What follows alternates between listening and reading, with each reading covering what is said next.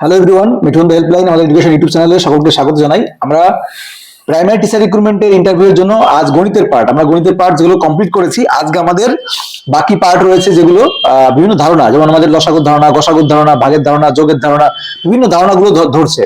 তো আমাদের ম্যাথের দুটো পার্ট অলরেডি কমপ্লিট হয়ে গেছে, সেটা আমাদের ফেসবুক, ইউটিউব সব জায়গায় পোস্ট হয়েছে। তো আপনারা যারা বিগত পার্টগুলো দেখেননি অবশ্যই দেখে নেবেন, ওখান থেকে same to same copy paste আমরা কমন পাচ্ছি ইন্টারভিউতে। এবং ইংলিশের ক্লাস দেওয়া হয়েছে, বাংলার উপর ক্লাস দেওয়া হয়েছে, প্রত্যেকটা সাবজেক্টের উপর ক্লাস দিয়েছি ইন্টারভিউ রিলেটেড।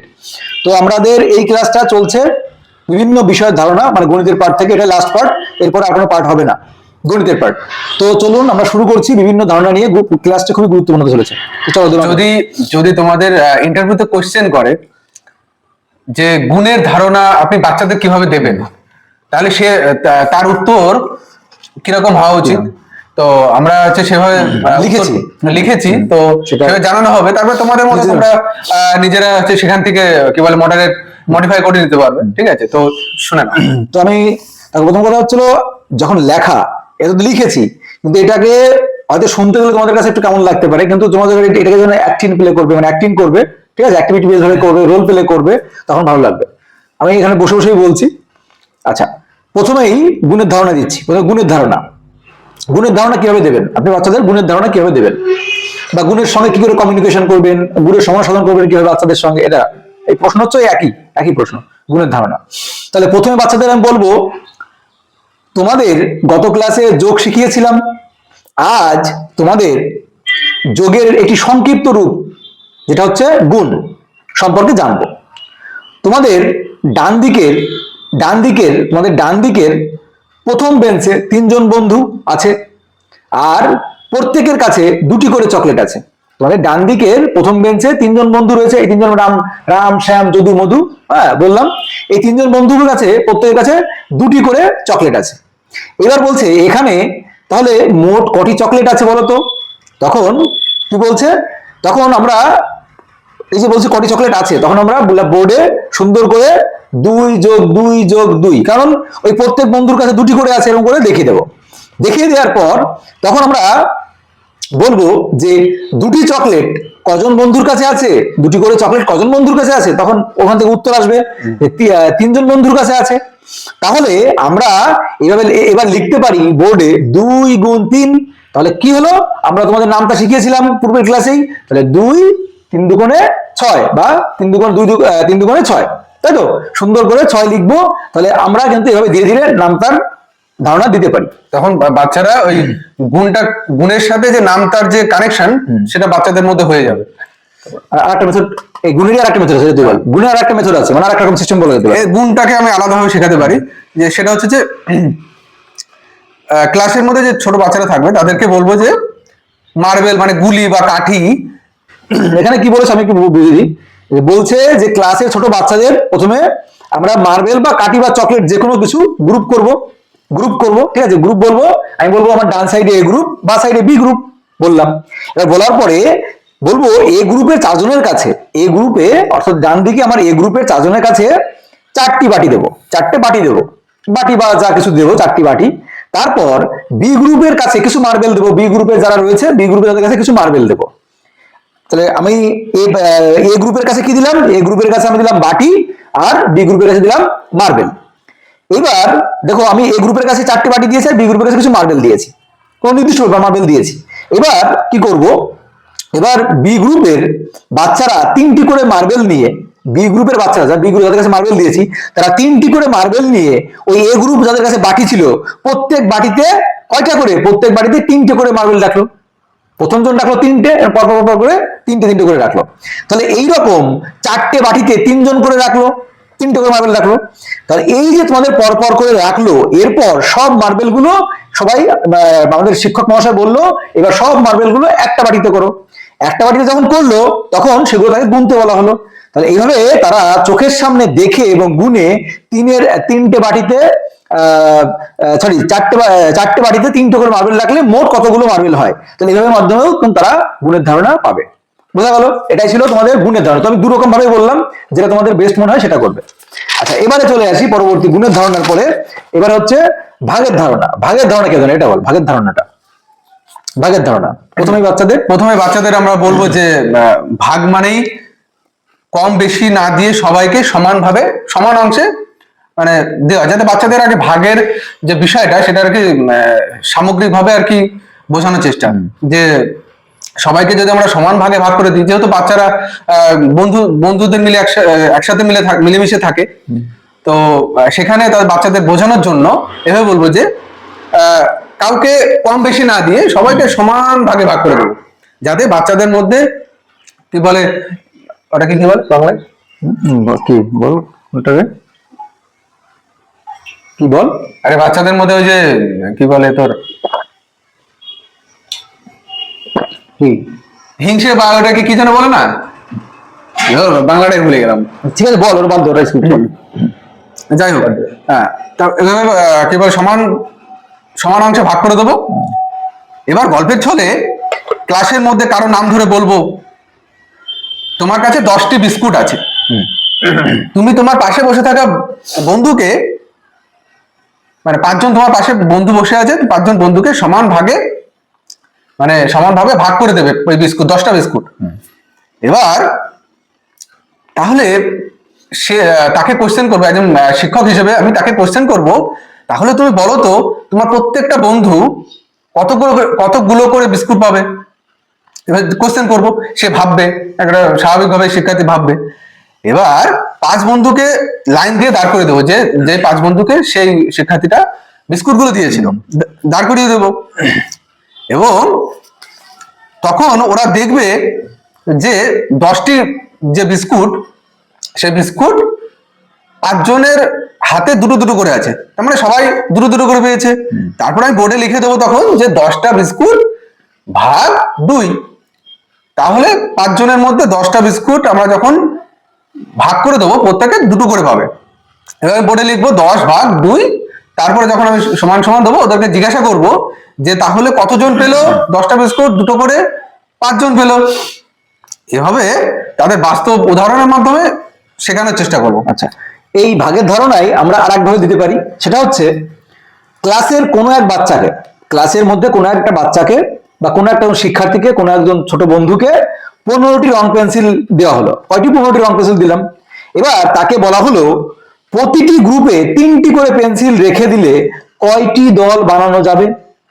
আবারও বলছি, ক্লাসের মধ্যে একটা বাচ্চাকে বা একজন শিক্ষার্থীকে বললাম, এই রাহুল তুমি এদিকে এসো, এখানে এসো, এবার তোমার কাছে আমি 15টি রং পেন্সিল দিলাম, তুমি এই রং পেন্সিল গুলো ক্লাসের প্রত্যেককে, মানে শুরু থেকে বেঞ্চ থেকে প্রত্যেকে তুমি 3টে করে দেবে। তাহলে তুমি কতজনকে দিতে পারবে? দাও তো দেখি, 3টে করে দাও তো দেখি কজন পায়। তাহলে বললাম, তাহলে বলার পর সে 3টে করে পেন্সিল কয়টি দলে বানানো যায় সেটা শুরু করলো। এবার সে কি করলো, 3টে করে পেন্সিল এক এক করে প্রত্যেককে দিতে লাগলো। এভাবে দিতে দিতে সে দেখলো যে প্রত্যেক গ্রুপে পর পর করে দেওয়ার পর যখন তার হাতে শূন্য পেন্সিল, মানে একটা পেন্সিলও থাকলো না, তখন দেখলাম সে 5টি গ্রুপ পর্যন্ত দিতে পেরেছে, 5টি গ্রুপে সমানভাবে পেন্সিল গুলো দিতে পেরেছে। তাহলে এইভাবে কিন্তু আমরা এই যে 15 কে আমরা 3 দিয়ে ভাগের মাধ্যমে যে 5 পাচ্ছি, 5টি ভাগ করতে পারছি, এভাবে কিন্তু আমরা ভাগের ধারণা দিতে পারি। তো এটা হয়ে গেল আমাদের গুণের ধারণা, ভাগের ধারণা। এভাবে করে যে কোনো একরকম ভাবে দিতে পারো, বা যদি আমাদের কোনো ভুল ত্রুটি মনে হয় সেটা কমেন্ট বক্সে জানাবেন, ভুল ত্রুটি হতেই পারে, কিন্তু তোমরা তোমাদের মতো করে, আমরা জাস্ট একটা কনসেপ্ট দিয়ে দিচ্ছি, এইবার তোমরা কিন্তু এইগুলোই কপি পেস্ট ঝাড়বে না, ঠিক আছে? এইগুলো তোমরা তোমাদের মতো করে সাজিয়ে নিজের মতো করে নতুন কিছু ছন্দ এর সঙ্গে যোগ করে কিছু সৃজনশীলতা দিয়ে রেডি করবে। মধ্য কথা হলো বাস্তব জিনিসের সাথে কানেক্ট করতে হবে বাচ্চাদের, ইন্টারভিউরা ওটাই জিজ্ঞাসা করছে। এবারে জানতে চাইছি পরবর্তীতে আমরা চলে আসি ভগ্নাংশের ধারণা, যে ভগ্নাংশের ধারণা আপনি কিভাবে দেবেন, বা ছোট শিক্ষার্থী ভগ্নাংশের ধারণাটা কিভাবে দেওয়া হবে। মূলত বাচ্চারা গল্প যেহেতু শুনতে ভালোবাসে, সেই কারণে আমরা গল্পের মাধ্যমে সেটা ভগ্নাংশের ধারণা কিভাবে দেওয়া যায় সেটা নিয়ে একটা লিখেছি। সেটা হচ্ছে যে ধরুন মিতু আর রাজু পিৎজা খাওয়ার গল্প, ঠিক আছে? মিতু আর রাজু 2 ভাই বোন, ওদের একটা পিৎজা খাওয়ার গল্প দিয়ে আমি ভগ্নাংশের ধারণাটা কিভাবে দেওয়া যায় সেটা বলছি। মিতু আর রাজু আছে 2 ভাই বোন, তাদের মা একটা আস্ত পিৎজা তৈরি করেছেন, মানে আস্ত একটা পিৎজা তৈরি করেছেন। তখন আমি কি করবো, বোর্ডে একটা গোল মতো করে পিৎজার আঁকার চেষ্টা করবো, ঠিক আছে? এখন পিৎজা তো একটা, খাবে 2 জন, কিন্তু দুজনেই ঝামেলা করছে যে পিৎজাটা কে খাবে, এ নিয়ে ঝামেলা করছে, কেউ কম নেবে না। তখন মা কি করলো, মা একটা বুদ্ধি করলো যে পিৎজাটাকে একদম মাঝখান দিয়ে সমান 2 ভাগে ভাগ করে দিল। এরকম হলো, তাহলে কি হলো, দুটো ভাগে ভাগ হয়ে গেল, তাহলে দুজন সমান পেয়ে যাচ্ছে। কিন্তু এমন সময় এর আগে আমাদের কি করতে হবে, যখন দুটো ভাগ করলো তখন আমরা বোর্ডে লিখবো যে 1/2, মানে পুরো অংশটা হচ্ছে 2 ভাগের 1 ভাগ করে প্রত্যেকে পাবে, সেইভাবে আমরা লিখে দেবো বোর্ডে 1/2, ঠিক আছে। তো এইভাবে গল্পের মাধ্যমে যখন বলছি, তখন যখন লিখলাম আমরা 1/2 অংশ, তারপরে কি হলো, হঠাৎ দেখা গেল যে ওই মিতু আর রাজুর আরো 2 বন্ধু ওর বাড়িতে চলে এসেছে। এখন ওর মা তো দ্বিধায় পড়ে গেছে যে কি বলে, সবাইকে কিভাবে দেবে দুটো টুকরো, 4 জনকে কিভাবে দুটো টুকরো দেবে। তখন ওর মা আবার কি করলো, ওই যে দুটো টুকরো করেছিল বোর্ডে মাঝখান দিয়ে আবার আরেক ভাগ করে দিল। তাহলে কি হলো, 4টে টুকরো হয়ে গেল, একটা গোলের 4টে টুকরো হয়ে গেল। এভাবে তখন তার মা কি করলো, ওই 4টে টুকরো একটা একটা করে তার যে 4 জন ছিল, মিতু, রাজু এবং তার 2 বন্ধু, তাদের মধ্যে ভাগ করে দিল। তা আমরা যখন এবার বাস্তবের মাধ্যমে, বাস্তবের উদাহরণের বা গল্পের মাধ্যমে বোঝাবো, তখন বাচ্চারা সঠিক জিনিসটা মানে বুঝতে পারবে। আর সাথে সাথে আমাদের কি করতে হবে, বোর্ডে ওই ছবিগুলো আঁকতে হবে, যে প্রথমে দুটো আমরা ভাগ করলাম, তারপর আরেকটা গোল করে 4টে ভাগ করলাম, এই যে বিষয়গুলো, এগুলো করলে তাহলে গল্পের সাথে বোর্ড ওয়ার্কের সাথে ভগ্নাংশের ধারণাটা এভাবে দেওয়া যেতে পারে। আচ্ছা, তো আমাদের তাহলে যোগের গুণের ধারণা, ভাগের ধারণা, ভগ্নাংশের ধারণা হলো। এবার আমরা লসাগু, লসাগুর ধারণা কিভাবে দেবো সেটা আমি বলছি। লসাগুর ধারণা, তো লসাগুর ধারণা কিভাবে দিতে পারি, আমি ছোট বাচ্চাদের বললাম, আমার প্রিয় ছোট্ট বন্ধুরা বা আমার প্রিয় শিক্ষার্থী বন্ধুরা বা আমার ছোট্ট বাচ্চারা যা কিছু বলি, একটা লম্বা রাস্তা আছে, একটা লম্বা রাস্তা আছে, সেখানে 1 থেকে 20 পর্যন্ত লেখা ঘর আছে। আর মিতু আর পিলু 2 বন্ধু, মানে মধ্যে কোনো ক্লাসের 2 জন বন্ধুকে নিলাম, একজন মিতু একজন পিলু, বা যে কোনো একটা নাম। এবার মিতু বড়, তাই সে 3 ঘর পর্যন্ত লাফাতে পারে, সে 3 ঘর পর্যন্ত লাফাতে পারে, মানে এক লাফে 3 ঘর করে যায়। আচ্ছা, এবার আর পিলু 2 ঘর পর্যন্ত লাফায়। তো এইবার আমরা কিন্তু পূর্বেই তোমাদের 2 থেকে 10 ঘর পর্যন্ত নামটা পূর্বের ক্লাসে তোমরা সব সম্পূর্ণ করেছো, আমরা জানি, কমপ্লিট করেছো, সবাই পারবে তো? আচ্ছা, সবাই পারবে, বাহ, খুব ভালো। এবার লাফানো শুরু হলে তারা কি করে, তারা কোন কোন ঘরে থামবে সেটা তোমরা খাতায় গোল করবে, ঠিক আছে? আমি কোন কোন ঘরে থামবে সেটা গোল করবে লাফানো যখন শুরু করবে। এইবার তাহলে আমি মিতুকে দিয়ে শুরু করলাম, তাহলে মিতু কি, মিতু প্রতি লাফে 3 ঘর করে যাচ্ছে। তাহলে যদি প্রতি লাফে যদি 3 ঘর করে যায়, তাহলে প্রথম লাফে 3 গেল, পরের লাফে 6 যাবে, তারপরের লাফে 9 যাবে, তারপর 12 যাবে, তারপর 15 যাবে, এরকম করে আমরা 18 বা 18 পর্যন্ত 21 পর্যন্ত নিলাম। তো 18 পর্যন্ত নেওয়ার পর আমাদের এটা কমপ্লিট হলো 3-এর। এবার পিলুর পালা। পিলু, এবার তুমি বলো, তুমি তো 2 ঘর করে লাভ করছিলে, লাভ দিচ্ছিলে, তাহলে প্রতি লাফে কত ঘর করে যাচ্ছ? তাহলে স্যার আমি 2-এর ঘর, তারপরে 4-এর ঘর, তারপরে 6-এর ঘর, এরকম করে করে তুমি 14-18 পর্যন্ত গেলে। এইবার তো বলো, এইবার তোমরা দেখো তো যে বাচ্চারা বা আমার প্রিয় শিক্ষার্থী বন্ধুরা বা ছোট ভাই বোনেরা যা কিছুই বলো, যে মিতু আর পিলু দুজনেই প্রথম সবচেয়ে কম কোন ঘরের সংখ্যা, কোন সংখ্যা যেখানে দুজনেই একসাথে দেখা হয়েছিল, দুজনেই একই সঙ্গে দেখা হয়েছিল, তখন আমরা ওই উপরের ঘর আর নিচের ঘর থেকে দেখবো যে সবচেয়ে কম ছোট সংখ্যা কোনটা যেখানে দুজনের সঙ্গে দেখা হয়েছিল, সবচেয়ে ছোট সংখ্যা। তখন আমরা এরকম খুঁজে দেখবো, দেখতে পাচ্ছি যে 3-এর ঘরে 6 ছিল, আবার 2-এর ঘরেও 6 ছিল, তাহলে আমরা দেখতে পাচ্ছি সবচেয়ে ছোট সংখ্যা 6। এছাড়া পরে ডান দিকে আরো দেখা হয়েছে, কিন্তু সবচেয়ে আমরা ছোট বলেছি। তাই এই যে সবচেয়ে ছোট, অর্থাৎ এই যে সবচেয়ে ছোট ঘরটি, তারাই প্রথম মিলন ঘটেছে, প্রথম মিলন হয়েছে। তাহলে গণিতের ভাষায় একেই বলে লঘিষ্ঠ সাধারণ গুণিতক। তাহলে গুণিতক মানে কি, গুণ করে করে, আর সাধারণ মানে কি, উভয়ের মধ্যেই থাকবে কমন, এর মধ্যে সাধারণের মধ্যে সাধারণ।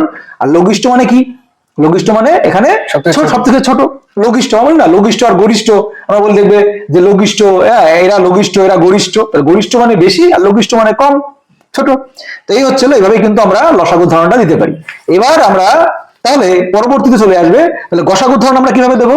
তাহলে গসাগুর ধারণাটা তোমরা দেখে নাও যে কিভাবে আমরা গসাগুর ধারণাটা দিতে পারি। গসাগুর ধারণাটা, হ্যাঁ, এবার গসাগু ধারণা আমরা যেভাবে দেবো। আচ্ছা বন্ধুরা, আমরা এখন একটা গল্প করব। গল্পের নাম রাজু ও মিনার চকলেটের ভাগাভাগি। ধরো রাজুর কাছে 12টি চকলেট আছে ও মিনার কাছে 18টি চকলেট আছে। আচ্ছা, এবার তারা চায় বন্ধুদের মধ্যে সেই দুজনের কাছে যত চকলেট আছে সেগুলো বিলি করে দিতে বন্ধুদের মধ্যে। আমরা তো বন্ধুদের মধ্যে বিলি করেই থাকি, কিন্তু কারোর কাছে যেন চকলেট বেঁচে না থাকে। একটা দারুণ একটা হচ্ছে মানে কি বলে ধাঁধার বিষয় হয়ে যাবে, বাচ্চারা ভাববে এই বিষয়টা নিয়ে। ভাববে বিষয়টা বাচ্চাটা। তো আমরা সেভাবে কিভাবে লিখবো, রাজু সে হচ্ছে মানে কিভাবে দিতে পারে, মানে তার মানে কি আমরা হচ্ছে এগুলি গুণিতকের আকারে লিখবো, 1 2 3 4 6, মানে হচ্ছে সরি গুণনীয়কের আকারে লিখবো, যে 12-র গুণনীয়ক গুলো লিখবো, 1 2 3 4 6 ও 12, এগুলো 12-র গুণনীয়ক। এবার আমরা বোর্ডে লিখে নেবো, ঠিক আছে। রাজু লিখে নিলাম এবং মিনার লিখে নিলাম। এবার এবার বলার পরে আমি তাদেরকে জিজ্ঞাসা করব, এবার দেখো তো দুজনেই কোন সংখ্যাগুলির মধ্যে, মানে কোন সংখ্যাটা দুজনেই তার বন্ধুদের দিচ্ছে, মানে দুজনের মধ্যে কোন সংখ্যাটা কমন আছে। কমন তো বলা যাবে না বাচ্চাদের, মানে দুজনের মধ্যেই আছে এরকম ভাবে বলতে হবে। তো ওরা উত্তর দেবে যে স্যার 6, এমন সংখ্যা সেটা হলো 6, যেটা হচ্ছে দুই বন্ধুর হচ্ছে গুণনীয়কের মধ্যেই থাকছে, ঠিক আছে। তো এটা বলার পরে তখন আমি তোদের সাবাসে দেবো, হ্যাঁ ঠিক বলেছো, এই যে সবচেয়ে বড় সংখ্যা যেটা দুজনের মধ্যেই আছে সেটা হলো 6, এইটাই হলো তোমার দুজনের মধ্যে সব থেকে বড়, মানে গরিষ্ঠ মানে সব থেকে বড় সাধারণ গুণনীয়ক। এইভাবে আমরা গরিষ্ঠ সাধারণ গুণনীয়কের ধারণাটা গল্পের মাধ্যমে বলতে পারি। এবার তোমরা হচ্ছে বিভিন্ন রকম ভাবে এটাকে কাটাছেড়া করতে পারো তোমাদের ইচ্ছা মতো, তোমরা অন্যরকম ভাবে গল্পের নাম চেঞ্জ করে দিতে পারো, গল্প করে দিতে পারো, এভাবে তোমরা গসাগুর ধারণাটা দিতে পারো। আচ্ছা, তাহলে আমাদের গসাগুটা কমপ্লিট হলো। এবারে আমরা গসাগুর পরে এবার আমরা ছোট বাচ্চাদের ত্রিভুজের ধারণা কিভাবে দেবো। ত্রিভুজ মোস্ট ইম্পর্টেন্ট। তাহলে ত্রিভুজের ধারণা কিভাবে দিতে পারি, দেখো আমরা কিন্তু আমাদের মতো করে নিজেদের মতো করে লিখেছি। তার মানে এটাই যে 100% যুক্তিযুক্ত, এটাই যে 100% তোমার মনের মতো হবে তা কিন্তু নয়। এটা আমরা আমাদের মতো করে লিখেছি, হ্যাঁ, আমাদের কাছে যেটা যুক্তিসঙ্গত মনে হয়েছে, আদর্শ শিক্ষকের কাছে যেটা সহজভাবে উপস্থাপন করা যায়, তো তোমরা এটাকে নিয়ে তোমাদের নিজেদের মতো করে সাজিয়ে নেবে, এটা কপি পেস্ট মারবে না, ঠিক আছে। আচ্ছা, দেখো বাচ্চাদের ত্রিভুজের ধারণা কিভাবে দেবো, তাহলে এভাবে করে বলা যেতে পারে, চলো আজ আমরা একটা গল্প শুনি, একটা দারুণ একটা মজার গল্প শুনবো। আচ্ছা, শুনবে তো সবাই গল্প? হ্যাঁ বললেন অবশ্যই। আচ্ছা বাহ, সবাই খুব ইন্টারেস্টিং দেখছি। তো তোমাদের ক্লাসরুমেই কোনো এক ক্লাসরুমে বলতে পারি, বা যে কোনো একটা গল্প শোনাতে পারি, ওদের নিয়েও বলতে পারি, বা আমরা অন্য কোনো কাল্পনিক চিত্র হতে পারি। 3 বন্ধু ছিল, 3টি সোজা কাঠি। 3 বন্ধু ছিল যারা 3টি সোজা কাঠি। তারা ঠিক করলো তারা একসাথে মিলে একটা পাহাড় তৈরি করবে, আমরা দেখাবো একটা পাহাড় তৈরি করবে। এবার যখন বললাম পাহাড় তৈরি করবে, তখন ওর মনের মধ্যে কিন্তু একটা আসবে যে পাহাড়টা কেমন দেখতে হয়, এটা অটোমেটিক তাদের মধ্যে আসবে, তারা কল্পনা করবে। তাহলে প্রথম কাঠিটি মাটিতে শুয়ে পড়লো, তাহলে মোট 3টে কাঠি, 3জন বন্ধু, একজন মাটিতে শুয়ে পড়লো, মাটিতে একজন টান হয়ে শুয়ে পড়লো ভূমিতে। আচ্ছা, দ্বিতীয় বন্ধু কি করলো, সে এসে তার এক মাথায় হাত ধরলো, একটু হেলে দাঁড়ালো। সে এসে এক মাথায় হাত ধরলো, আমরা ইশারা করে দেখাবো, এরকম করে হেলে দাঁড়ালো। এবার আমরা দেখাবো যে এক বন্ধু এরকম মাটিতে শুয়ে পড়লো, আর এক বন্ধু এসে তার এরকম পাশে দাঁড়িয়ে এভাবে করে একটু হেলে দাঁড়ালো। এবার করে তারপর কি হলো, তৃতীয় বন্ধু কাঠিটি দেখলো যে পাহাড় তো এখনো খোলা, পাহাড় তো তৈরি হচ্ছে না, পাহাড় তো এক সাইড এখনো খোলা রয়েছে, এরকম যখন করছি তখন এই সাইডটা পাহাড় খোলা রয়েছে। তখন তৃতীয় বন্ধু এসে ওই পাহাড়টাকে বন্ধ করার জন্য সে এসে ওই 2 বন্ধুর সংযোগে গিয়ে দাঁড়িয়ে পড়লো। তো এইভাবে দৌড়ে গিয়ে কি করলো, 3 বন্ধু মিলে একটা জোর তৈরি হলো, এবং এরকম করে একটা ত্রিভুজ আকৃতির পাহাড় সৃষ্টি হলো। তাহলে ব্যাস তৈরি হয়ে গেল একটা সুন্দর পাহাড়। তাহলে এই যে 3 বন্ধু মিলে হাত ধরাধরি করে একটা ঘর বা পাহাড়ের মতো তৈরি করেছে আকৃতি, একেই কিন্তু আমরা বলি ত্রিভুজ। তাহলে সহজে বৈশিষ্ট্য কি, আর আমরা ত্রিভুজের তখন আমরা কিন্তু এটা যখন বুঝিয়ে দেবো, তখন কিন্তু আমরা বলতে পারি ত্রিভুজ সবসময় 3টি বাহুই বা 3টি হাতই কি থাকে, সোজা থাকে। 3টি বাহু থাকে, 3টি হাত বা 3টি বাহু থাকে।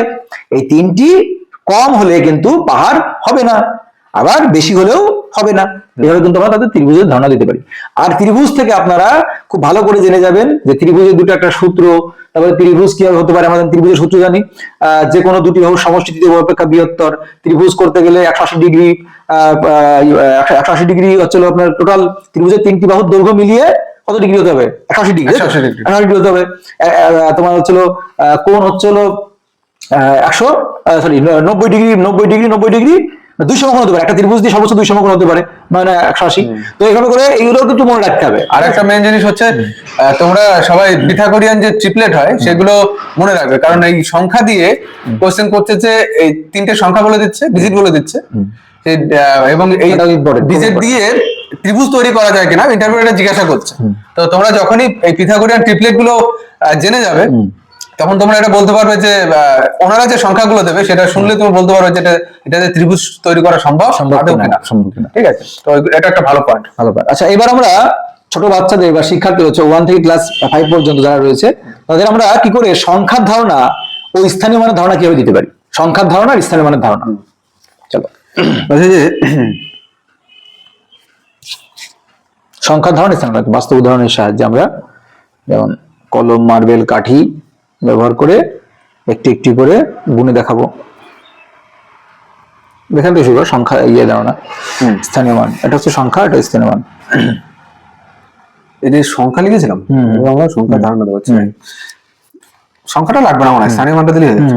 আচ্ছা, দুটোই বল না, সকালে সংখ্যা ধারণা স্থানীয় মান। যদি কোশ্চেন করে যে বাচ্চাদের সংখ্যার ধারণা এবং স্থানীয় মানের ধারণা কিভাবে দেবেন, তখন আমরা কি হলো, তো বাস্তব উপকরণের সাহায্য আমরা নেবো। যেমন যদি আমার কাছে কলম থাকে সে কলমটা নেবো, স্বাভাবিকভাবে আমার কাছে কলমটা থাকবে এবং একটি করে গুণে দেখবো। যদি আমার কাছে দুটো কলম থাকে আমার একটা একটা করে গুনবো যে এটা একটা এটা একটা। তাহলে একের পরে আমরা তো যেহেতু বাচ্চাদের পড়াচ্ছি তার মানে আমরা প্রি প্রাইমারিতে অবশ্যই 1 2 পড়াগুলো শিখেছে। তো আমি যখন বলবো এটা একটা এটা একটা তখন বলবো 1 2 এভাবে ওরা বলবে। তা অথবা ছোট বাচ্চাদের ছন্দ করে 1-এর পিঠে 2, 2-এর পিঠে 3, মানে দেখাবো যে এইখানে একটা পেন রয়েছে, কলম রয়েছে, এখানে একটা কলম রয়েছে, 1-এর পিঠে 2, এভাবে আর কি আমরা বোঝানোর চেষ্টা করবো যে 1-এর পিঠে 2, 2-এর পিঠে 3। এভাবে তাহলে আমরা হচ্ছে তাদেরকে সংখ্যা বোঝাতে পারবো যে এটা 1 হলো একটা সংখ্যা, 2 হলো একটা সংখ্যা, এভাবে আমরা বোঝাতে পারবো। ঠিক আছে, আমরা যদি বলে স্থানীয় মান বিষয়টা, স্থানীয় মানটা বাচ্চাদের কিভাবে বোঝাবেন, এটা বোঝাতে গেলে কাঠি ও বান্ডিলের যে ধারণাটা ওটার মাধ্যমে বাচ্চাদের বোঝাবো। প্রথমে শিক্ষার্থীদের 9টি আলাদা আলাদা কাঠি দেখাবো। প্রতিটি কাঠি মানে 1 একক, প্রতিটি কাঠি 1 একক। এবার যখনই দেখবে 10 নম্বর কাঠিটা আসবে তখনই ম্যাজিকের মতো 10টি কাঠি মিলে একটা বান্ডিল তৈরি হয়ে যাবে। মানে এখান থেকে তার দশকের যে ধারণাটা সেটা চলে আসবে। ঠিক আছে, এক এক এক করে 9 অবধি যাওয়ার পরে যখন 10 আসবে তখন একটা বান্ডিল তৈরি হবে। তো তখনই ওরা ম্যাজিকের মতো দেখবে যে, তখন আমি বাচ্চাদেরকে শুনবো আর কি যে এই বান্ডিলটির নাম হলো দশক। আমি বাচ্চাদেরকে বলবো যে এই বান্ডিলটির নাম হলো দশক। এখানে 1 বান্ডিল আছে মানে 1 দশক, মানে 10টা আছে, এটা বাচ্চাদের বোঝাবো। আর যদি 1 বান্ডিলের কম হয় তখন হবে একক। এভাবে একক দশকের মাধ্যমে আমরা স্থানীয় মানের ধারণাটা দিতে পারবো। যদি আমি তারপর বোর্ডে লিখবো 12 লিখবো সংখ্যাটা এবং তাদেরকে জিজ্ঞাসা করব যে এখানে দশকের সংখ্যাটা কত, দশকের ঘরের সংখ্যা, এবং এককের ঘরের সংখ্যা কত। তো ওরা বলবে যে 10, প্রথমে 10 লিখবো, তারপর নিচে 2 লিখবো, 2 থাকবে এককের ঘরে, আর 10 মানে দশকের ঘরে। এভাবে তাদেরকে বোঝানোর চেষ্টা করবো। হয়ে গেল। আচ্ছা, তাহলে আমাদের হয়ে গেল হচ্ছে বাচ্চাদের ধারণা হচ্ছে সংখ্যার ধারণা আর স্থানীয় মানের ধারণা। তো এবার আমরা বাচ্চাদের জোড় বিজোড়ের ধারণা কিভাবে দেবো, জোড় আর বিজোড়। তাহলে জোড়, এক জোড়া মোজা, এক জোড়া জুতো, মানে এক জোড়া জুতো আমাদের তোমার পায়ে দেখো তো কজোড়া কটা আছে, মানে শু থাক যাই থাক, মোজা থাক, হ্যাঁ মোজা থাক, তাহলে কটা আছে শু, এভাবে করে বলতে পারি। এই যে আমাদের জোড়া, তাই না, শু পরে আছি কটা, তারপরে তোমাদের এই জোড়া জোড়া যেগুলো হয় এভাবে করে তাদের সঙ্গী দলগতভাবে একা থাকে না কখনো, কারণ না কারোর সঙ্গে থাকে, তাহলে এগুলোকেই জোড়া বলে। ঠিক আছে, তো আর জোড়া কখনো একা হয় না। ঠিক আছে, জোড়া কখনো একা থাকে না, কারোর সঙ্গে থাকে, তাই এরা জোড়া। আর যারা একা থাকে তাদের বলা হয় মানে বেজোড়। তখন আমি শিক্ষক হিসেবে আমার নিজেকে একটা টিএলএম হিসেবে ব্যবহার করবো যে আমার দুটো চোখ আছে, দুটো কান আছে, এভাবে দুটো হাত আছে, তো এগুলো একটা জোড়া। এভাবে আমার বোঝানোর চেষ্টা, আমার একটা নাক, তাহলে কি এটা জোড় সংখ্যা না, এটা বেজোড় সংখ্যা। এরকম বাচ্চাদের। এবার আমরা বাচ্চাদের গড়ের ধারণা কিভাবে দেবো, বাচ্চাদের গড়ের ধারণা, এটা একটা ভীষণ ইম্পর্টেন্ট। ঠিক আছে, তো যেমনটা আমরা ভাগের কি বলে ভগ্নাংশের সময় আমরা শিখেছি যে বাচ্চারা সবসময় কি বলে সমানতা বা সমান অংশের দাবিদার হয়। মানে যেহেতু বাচ্চারা চঞ্চল বা হচ্ছে সাধারণ, কি বলে বেঙ্গলি শব্দটা আমার মাথায় আসছে না, ওটা বলতে হবে না, বাচ্চাদের মধ্যে একটা সাধারণ প্রকৃতি থাকে যে সবাই সমান ভাবে পাবে। ঠিক আছে, তো সেই জিনিসটা ঈর্ষা কথা বলছিস, হিংসা নাকি? বাচ্চাদের মধ্যে ঈর্ষা থাকে, হিংসা থাকে, মানে আমি আমি আমি আমি আমি যা করবো নিজে নিজেই নেবো, নিজেই করবো। হ্যাঁ, মানে বাচ্চাদের মধ্যে একটা চঞ্চলতা বা এরকম একটা ঈর্ষা একটা ভাব থাকে, ঈর্ষা থাকে। যে ওর যতটা আছে আমারও ততটাই লাগবে, যে এই ভাবটা, সেই ভাবটাকে কাজে লাগিয়ে আমরা একটা কি বলে ধারণা দিতে পারি, যে গড়ের ধারণা কিভাবে দেওয়া যেতে পারে। তো প্রথমে আমরা বলবো যে গড় মানে সবার মধ্যে সমান কি বলে আছে, এরকম একটা বিষয়, ঠিক আছে? তো আমি ক্লাসে গিয়ে 3জন ছাত্রকে ডাকবো, কোন একটা বেঞ্চ থেকে ডাকবো, ঠিক আছে? তো একজনকে 5টা আমি লজেন্স দেবো, আমি সাথে লজেন্স নিয়ে যাব, কাল্পনিক ভাবে লজেন্স নিয়ে যাব, 5টি লজেন্স দেবো একজনকে, আরেকজনকে দেবো 3টি, এবং শেষের জনকে দেবো 1টি। এবার আমি ক্লাসের যারা বাকি থাকবে তাদেরকে জিজ্ঞাসা করব, আচ্ছা সবার কাছে কি সমান লজেন্স আছে? তারা বলবে না। এবার আমি বলবো চলো আমরা সব লজেন্স এক জায়গায় করে রাখি, তাহলে মোট কটি লজেন্স হলো সেটা আমরা গুনতে বলবো তাদের। তারা গুনবে, বাচ্চারা সবাই মিলে গুনবে এবং গুনে বলবে 9টি। এখন আমি বলবো এই যে মোট 9টি লজেন্স হলো, এই লজেন্স গুলোকে আমরা এই 3জনের মধ্যে সমান কিভাবে ভাগ করে দেবো, এটা জিজ্ঞাসা করবো। তো তখন স্বাভাবিকভাবে ভাববে, তো আমি জিজ্ঞাসা করবো তাহলে এটা কিভাবে সম্ভব? তো বাচ্চারা বলবে স্যার আমি যদি 3টে করে দিই তাহলে সবার মধ্যে সমান হবে। তো আমি জিজ্ঞাসা করবো কিভাবে হলো? তখন ওরা মোট সংখ্যাকে, যতজন আছে ওরা মোট সংখ্যা, যে আমি যে 9টা লজেন্স এনেছিলাম সেই সংখ্যাটাকে ওরা 3জন ভাগ করবে। যেহেতু ওরা, আমি আগে জিজ্ঞাসা করে নেবো যে এটা তোমাদের গড়ে শেখাতে গেলে আগে জিজ্ঞাসা করে নিতে ভাগের ধারণাটা, সাধারণ ভাগের ধারণাটা তোমাদের জানতেই হবে। তো আমি ধরে নিচ্ছি যে ওরা ভাগের ধারণাটা জানে। তখন আমি বলবো যে মোট যত সংখ্যা আমার কাছে লজেন্স ছিল, সেই লজেন্সের সংখ্যাটিকে কতজনকে আমি দিচ্ছি সেটা দিয়ে ভাগ করলেই আমরা যেটা পাবো, যে উত্তরটা পাবো, বা যে কটি তোমার লজেন্স পাবো, সেটাই হলো গড়। মানে গড় মানে হলো সবার মধ্যে যেটা সমান আছে। এভাবে আমরা গড়ের ধারণাটা বাচ্চাদের বোঝাতে পারি। এবার তোমরা কি বলে বিভিন্ন রকম ভাবে এটা করতে পারো, ঠিক আছে? তো পরেরটা। আচ্ছা, তো এবারে আমাদের পরবর্তী গড়ের ধারণা হয়ে গেল। গড়ের ধারণার পর আমরা এবার চলে আসবো পরবর্তী সময়ের ধারণা কিভাবে দেবো বাচ্চাদের, সময় কি করে বোঝাতে পারি। তাহলে আমি সহজভাবে যেভাবে আমরা লিখেছি, যেমন সরাসরি ঘড়ি না দেখিয়ে, কি বলবো যে সূর্য কখন ওঠে, সূর্য যখন ওঠে তখন সেটা কি হয়, সকাল হয়, তাই না? তখন সবাই কাজ শুরু করে। আর সূর্য যখন মাথার উপর থাকে, আমাদের মাথার উপর থাকে, আমরা উপরে দেখতে পাই সূর্য মাথার উপর, তখন কি হয়, তখন দুপুর হয়। আর সূর্য যখন ডুবু হয়, ডুবু মুহূর্তে ডুবে যাচ্ছে একদম, তখন কিন্তু বিকাল, মানে সন্ধ্যা হয়। আর সূর্য যখন একদম ডুবে যায় আর দেখা যায় না, তখন কি হয়, তখন তো রাত হয়ে যায়। তাহলে আচ্ছা, এবার বলো তো দেখি, তাহলে আমরা আগে দাঁত মাজি নাকি আগে আমরা স্কুলে যাই? তাহলে ওরা বলবে না, আগে সকালে উঠে কি করি, সকালে উঠে আগে কি করো, আগে দাঁত ব্রাশ করো, তারপরে স্কুলে যাও, নাকি আগে স্কুলে চলে যাও? তাহলে আগে আমরা দাঁত ব্রাশ করি, তাই না? সকালে ঘুম থেকে উঠে আগে দাঁত ব্রাশ করি, ফ্রেশ হই, খাওয়া দাওয়া করি, তারপরে আমরা স্কুলে যাই। তাহলে এই যে আমরা ঠিক, তাহলে কোন সময়টা আগে কোন সময়টা পরে হচ্ছে, এর মাধ্যমে কিন্তু আমরা সময়টা কিন্তু এদের দিতে পারছি। এভাবে কিন্তু সহজেই বাচ্চাদের সময়ের ধারণাটা দেওয়া যেতে পারে। এরপরে যদি আমি আরো লেন দিতে যাই, তখন আমাদের বিভিন্ন বোর্ডে পিকচার এঁকে তখন আমাদের ঘড়ির ছবি আঁকতে হবে। তখন মনে করো দুটো কাটা আঁকালাম, একটা বড় কাটা যেটা মিনিটের কাটা, আর একটা দুটো কাটা আঁকালেই হয় না, মিনিট সেকেন্ডের কাটা আঁকার দরকার নেই।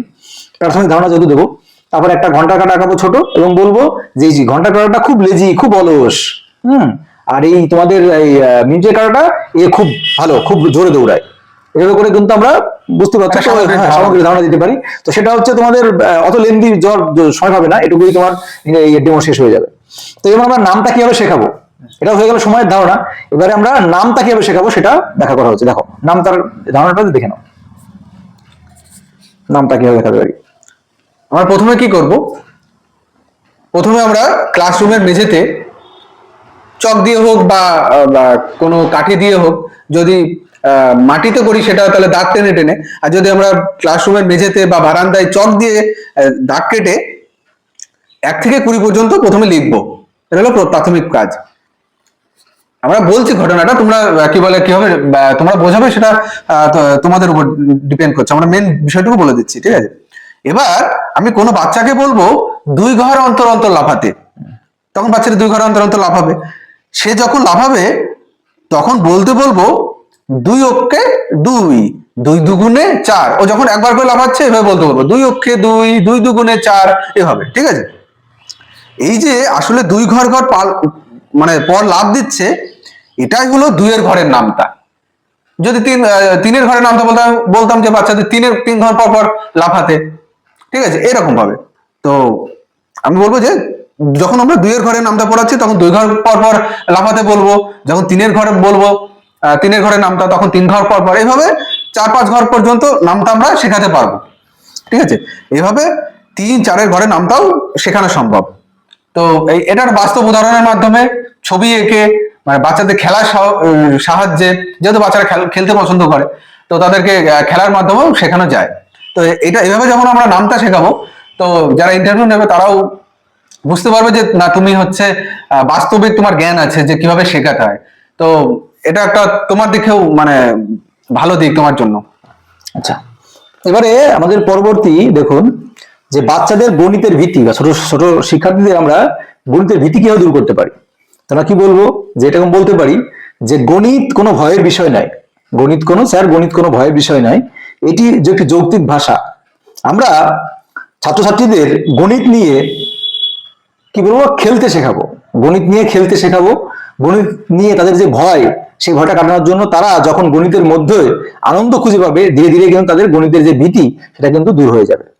মানে আমরা সবসময় চেষ্টা করবো যে বাচ্চাদের খেলা, মানে যে কোনো একটা মানে ডিজিট লিখছি সেটার সাথে মানে কোনো খেলা একটাকে কানেক্ট করা, তাহলে কি বাচ্চারা বাস্তবতাকে কানেক্ট করা, বাচ্চারা সেই ভয়টার থেকে দূরে চলে যাবে। তখন আমরা তো কোনো ব্যাপারই না, আমরা তো যেরকম খেলাধুলা করি সেভাবেই অঙ্ক হচ্ছে, এভাবে আমরা ভীতি দূর করতে। আচ্ছা, এবার চলে আসি পরবর্তী যে শূন্যের ধারণা কিভাবে দেবেন।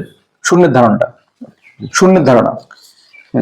শূন্যের ধারণা এটা হচ্ছে বর্তমানে ইন্টারভিউ যারা নিচ্ছে তাদের বিশেষ একটা মানে পছন্দের কোয়েশ্চেন।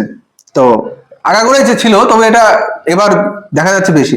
যাই হোক, যদি জিজ্ঞাসা করে যে শূন্যের ধারণা বাচ্চাদের কিভাবে দেবেন, সেখানে আমরা বলতে পারি, স্যার আমি শূন্য বোঝাতে গিয়ে বাস্তব উদাহরণের সাহায্য নেবো, যেটা বারবার প্রত্যেক কোয়েশ্চেনেই বলছি যে বাস্তব খেলার ছলে এগুলো বলতে হয়। বাস্তব উদাহরণের সাহায্য নেবো, আমি বাচ্চাদের একটা থালা দেখিয়ে বলবো এখানে 5টা লাড্ডু আছে। তো প্রথমে কি করতে হবে, বোর্ডে একটা থালার আকৃতি তৈরি করতে হবে এবং ছোট ছোট গোল করে 5টা লাড্ডু আঁকতে হবে। তোমরা সবগুলো খেয়ে নিলে আর বাকিদের জন্য কিচ্ছু রাখলে না, তাহলে এখন এই থালার মধ্যে কয়টি লাড্ডু আছে? ওরা বলবে স্যার, ছাত্ররা বলবে স্যার কিছুই নেই, থালা খালি। তখন আমি বলবো, যখন এরকম খালি বা ফাঁকা বা কিছুই নেই এরকম বিষয় আসে অঙ্কের ভাষায় বা গণিতের ভাষায়, আমরা তাকে বলি শূন্য, মানে কিচ্ছু নেই, শূন্য মানে কিচ্ছু নেই। তো এভাবে আমরা হচ্ছে বাস্তব উদাহরণের মাধ্যমে ছবি এঁকে, তো যখন আমরা কি বলে ইন্টারভিউয়ের ভিউয়ারদের সামনে যখন আমরা এই জিনিসটা উপস্থাপন করব, তো সেটা আশা করি ভালো হবে। তো তোমরা এখান থেকে আরো মডিফাই করতে পারো। তো এখান থেকে শূন্য থেকে অনেক ধরনের কোশ্চেন আসে। এখান থেকে আর একটা আমরা কোয়েশ্চেনও বলে দিচ্ছি যে কেমন ধরনের কোশ্চেন, কাউন্টার কোশ্চেন আসতে পারে। যে শূন্য কেমন সংখ্যা, এটা কি স্বাভাবিক সংখ্যা না কেমন ধরনের সংখ্যা শূন্য? তো এরকম যদি বলে, তোমরা বলবে শূন্য পূর্ণ নিরপেক্ষ জোড় সংখ্যা। একটার মধ্যে 3টে উত্তর হয়ে যাচ্ছে। ঠিক আছে, শূন্য একটি পূর্ণ সংখ্যা, নিরপেক্ষ সংখ্যা, তার পাশাপাশি শূন্য জোড় সংখ্যা। এবার সেখানে কাউন্টার কোশ্চেন যদি করে যে শূন্য কিভাবে জোড় সংখ্যা হয়, এটা হচ্ছে জটিল একটা কোশ্চেন যে শূন্য কেন জোড় সংখ্যা। তো তখন তোমরা বলবে যে স্যার, শূন্যের সাথে যদি আমরা 2 যোগ করি তাহলে সেটা 2 দিয়ে ভাগ করা যায়। আর আমরা যোগের কি বলে জোড় সংখ্যার নিয়মে জানি যে সংখ্যাকে 2 দিয়ে ভাগ করা যায়, সেই সংখ্যাই জোড় সংখ্যা। তুমি এরভাবে বলতে পারো, স্যার আমি যদি শূন্যের সাথে 2 যোগ করি তাহলে সেটা 2 হচ্ছে যোগ করার ফল, তারপর 2 দিয়ে ভাগ করলে সেই কি বলে ভাগফলটা মিলে যাচ্ছে, ফলে এটা কি বলে জোড় সংখ্যা। এভাবে তোমরা বোঝাতে পারো। ঠিক আছে, তো আমরা শূন্যের ধারণা, শূন্য থেকে কোনো কাউন্টার কোশ্চেন আসছে কিনা, মানে কিভাবে আসলে যদি কিভাবে উত্তর দেবো সেটা আমরা বলে দিলাম।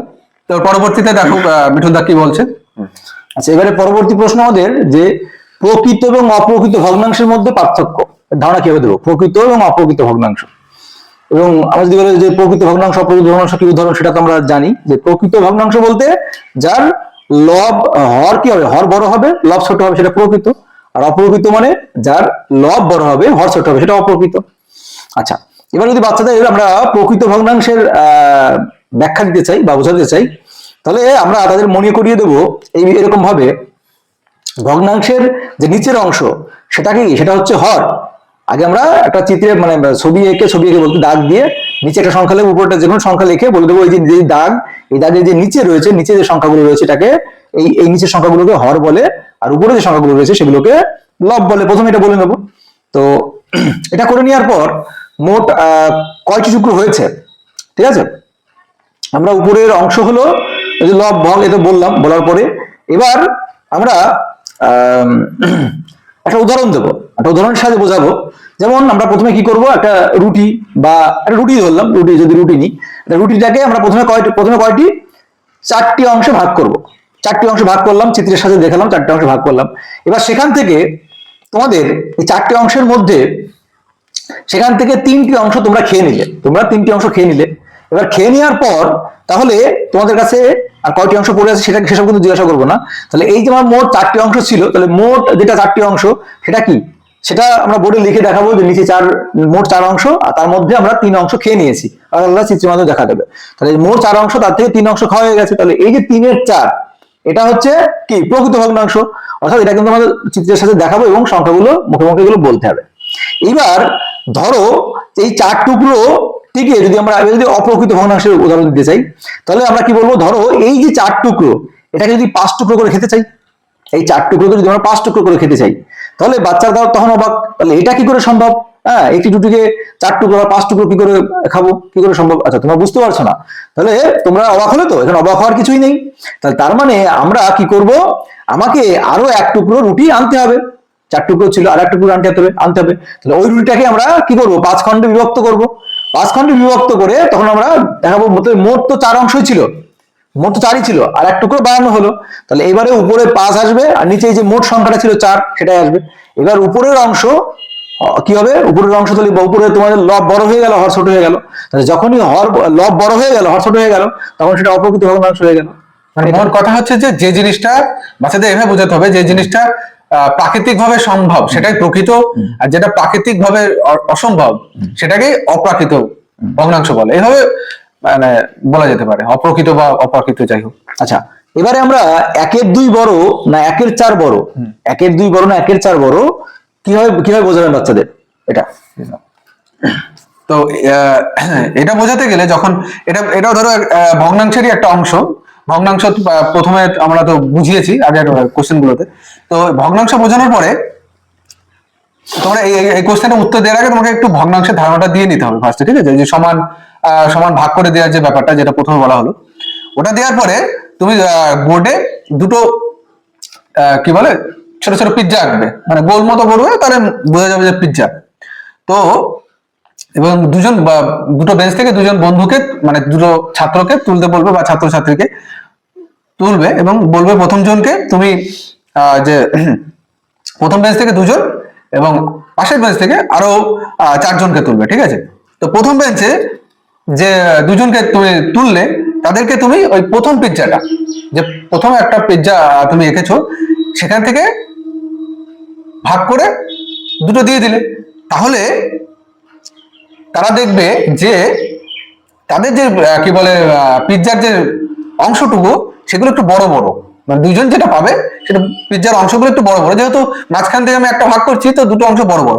কিন্তু পাশের যে আরো একটা পিজ্জা ছিল সেটাকে আমাকে ভাগ করতে হবে, 4 ভাগ করতে হবে।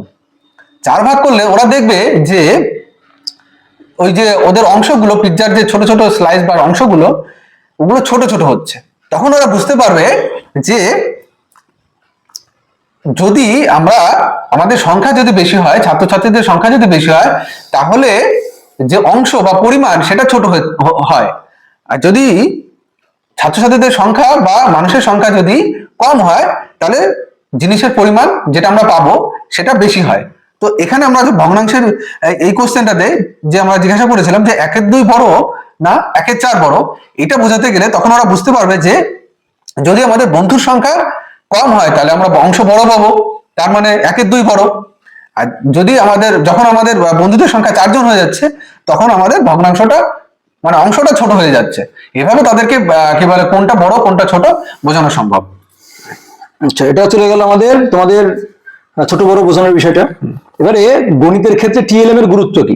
এবারে গণিতের ক্ষেত্রে মানে আমাদের অঙ্ক শেখানোর ক্ষেত্রে টিএলএম এর গুরুত্ব কি? তখন আমরা বলতে পারি টিএলএম ব্যবহার করি কি আমাদের কোনো কিছু বাচ্চারা মানে দেখতে পারে, স্পর্শ করতে পারে এবং তাদের মস্তিষ্কে সে ধারণাটা আরো পরিষ্কার হয়। যেমন এদের মস্তিষ্কের কি মুখস্থ করার প্রবণতা কমে এবং জ্যামিতিক আকৃতি বিভিন্ন ছবি থেকে দীর্ঘস্থায়ী এবং এগুলো জ্যামিতিক আকৃতি মানে বিভিন্ন ছবি দেখে তারা চোখে দেখছে এবং সেটা শুনছে, সেটা দুটো কিন্তু একসঙ্গে কাজ করে এবং তাদের মধ্যে মুখস্থ করার যে প্রবণতা সেটা কম হয় এবং মানুষের সৃজনশীলতা কিন্তু বৃদ্ধি পায়।